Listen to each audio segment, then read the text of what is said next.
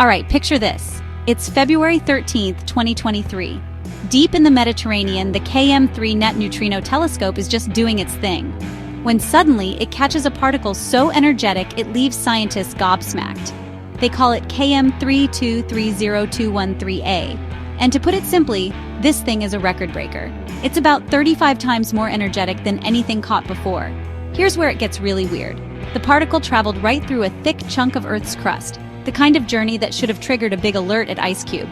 That's the massive neutrino telescope at the South Pole. But IceCube didn't see a thing, not a blip. So what gives? Well, some physicists think KM3230213A may not be a regular neutrino at all. Instead, a new idea just dropped. What if this was actually a muon, created by a dark matter particle decaying as it zipped through the Earth? Imagine a super powerful dark matter particle, launched from a distant blazar, flies through the planet, decays, and what KM3NT caught. The catch, maybe it arrived at a funky angle, or decayed just late enough that IceCube missed it. And just when you think it can't get stranger, scientists are tossing out even wilder explanations. Maybe it's dark matter annihilation or decay.